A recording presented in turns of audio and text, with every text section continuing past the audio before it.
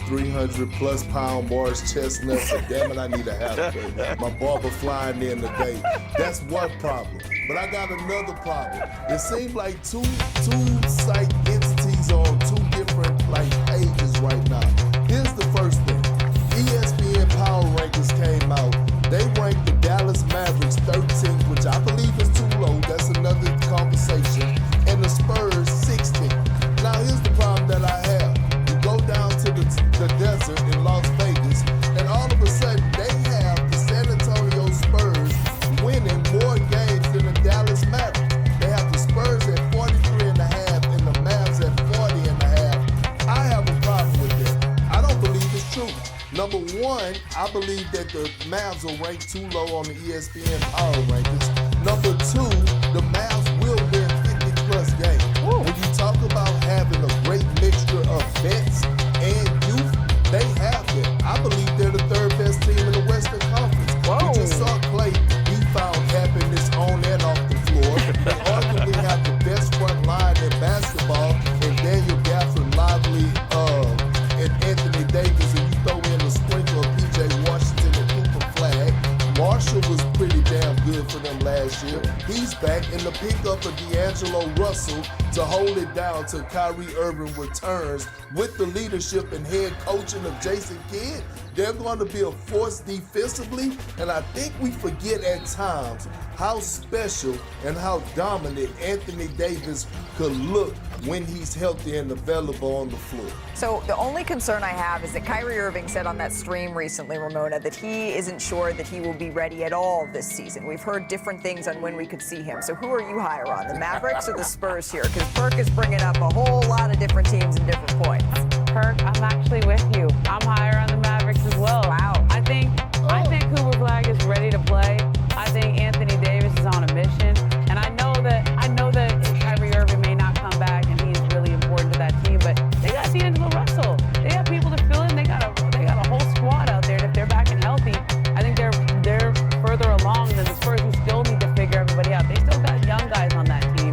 And people give them a hard time because of the way the season finished, but remember, they played their way into the play-in tournament when they probably should have tanked, right? And that shows me that they want to win right now. They're not trying to just grow and develop a team. Yeah, I know that D'Angelo Russell got on people's bad side. I know what he did. I know. But when you talk about Kyrie Irving being out and you bring in a guy like D'Angelo Russell, you're talking about somebody that I thought it was streaky when I first saw it. I thought it was very streaky. But when I started looking at his development and what he brings to the table, it's actually pretty consistent work as far as an offensive threat and bringing that to a team when you have Cooper Flag. Again, I know you're in love with him. I know. I don't be high on guys like that. Yeah. But when I watched him in Summer League, I watched him from a plus-minus standpoint. And when I watch what he brings to a team, a ball club, it's like I'm watching a guy that's 5 years in. Like, he doesn't come to the game and add something where it's like this young guy that's just ultra talented. It's like you can see the development and say, hey, man, he's picking his spot. Hey, man, he knows this is time and You don't think there'll be growing pains there, though? There's definitely going to be growing pains, but I just like it when your name is Cooper. Your name is Cooper Flag. The pressure's not on him. I don't care what you do. Your name's Cooper Flag. You're Captain America to me. Captain America is a new nickname, and I think that we are going Dallas 50-yard line, for sure. He's the 50-yard line if I ever saw it. Well, For the Cowboys. speaking of the Mavericks and moving things up to the 50-yard line, let's check in on what they're up to on their summer vacations. Because if we were doing a ranking of who's having the best summer, Here we go. Captain Flay's got to be up to the very top, right? His new girlfriend, Meg the Stallion, they had their latest adventure yesterday on his boat, and it was streamed for all of us to see. And Clay is taking me on another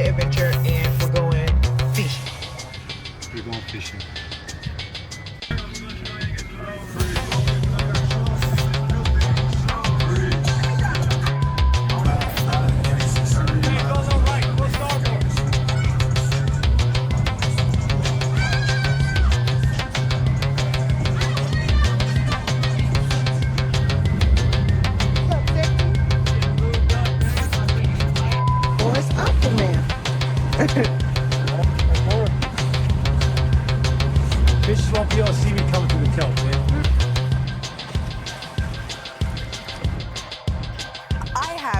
I'm delighted, Perk. I am delighted by this. I'm telling you, hey, it's the Texas women, man. They do something to you. They make you act out of character. I'm just wondering, can we get you in one of those wetsuits? Can we get one of you in those little zip-up wetsuits? Yeah. Absolutely. I'm a whale in the water.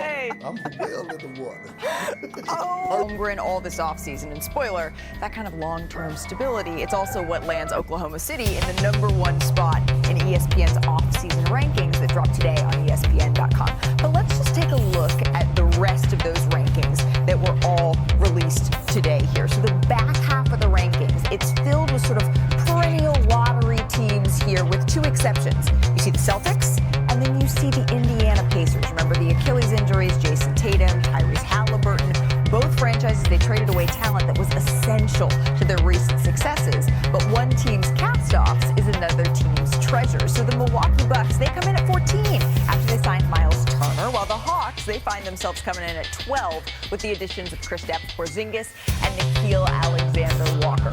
So that gets us to the top 10. It is fueled by this season's off-season moves. The Magic, they jumped up to 8th, trading for Desmond Bane. The Clippers, they come in at 7. Bradley Beal, John Collins, Chris Paul. The Rockets, they have the #2 spot after signing Kevin Durant. So let's welcome in our senior writer, Tim Bontemps, who contributed to these rankings on ESPN.com. Tim, when you look at your biggest takeaway from the top 10, what would that be?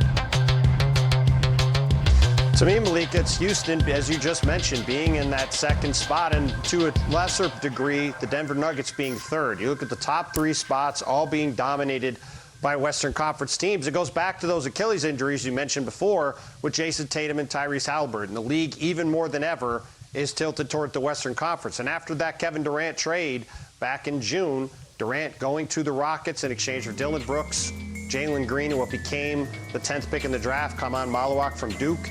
That addition of Kevin Durant to the Rockets, a team that, as we saw in the Warriors series, is an exceptional defensive team, but struggled at times to score, and particularly Jalen Green struggled at times to be their lead perimeter scorer. To put Kevin Durant in, a guy who, even at this stage of his career, is a 50, 40, 90 guy in the high 20s per game, he is exactly the kind of piece they needed, and we could very easily be seeing a Houston-Oklahoma City Western Conference Finals. Malika, I know you and I would both be very excited to see Kevin Durant back in Oklahoma City with a chance to go back to the NBA Finals. Can you imagine that atmosphere?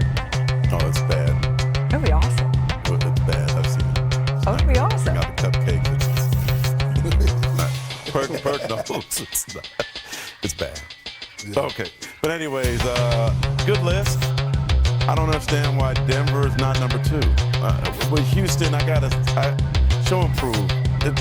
Kevin Durant is amazing, one of the greatest players of all time, but it's going to take some time for them to gel, figure it out. They lost in the 1st round. They got to earn it. I'm not going to give them their flowers this quick. Denver, I know what they are, and that trade they made, the additions they made, exceptional. I like Denver this is a team that pushed the champs to 7 games. I like them too. I like them as #2. Also, how are the Knicks not higher? Why are they not above Cleveland? Like, the Knicks were in the Eastern Conference Finals. They added 2 shooters. They got a solid, great coach. I would have flipped those 2. I mean, Cleveland, they lost. They didn't make it to these finals 2 years in a row. All right. I like the Knicks ahead of them. I don't think anyone's going to argue. I think that's maybe a little bit of dealer's choice. I don't know if anyone's going to argue with you on flip-flopping those 2. It's a matter of decimal points that we're talking about that separate. Tim got that look, though. Tim got that look. Tim has put a lot of work into this list. I did, before you respond to that point, Tim, I'm hoping that we can hit on the Lakers being #10 here, Perk. Not because they shouldn't be 10th, but I am curious. We spent the beginning of our show talking about the lack of moves from the Golden State Warriors. The Golden State Warriors are ahead of them, and then the Orlando Magic and Los Angeles Clippers all ahead of the Lakers, Perk.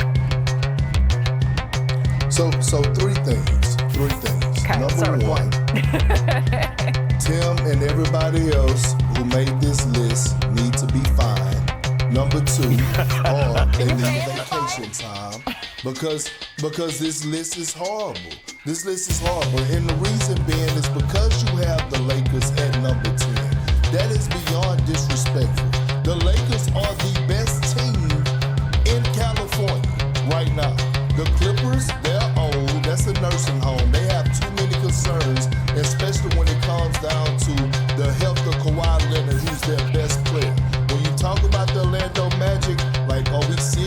right now, are they better than the Lakers? Absolutely not.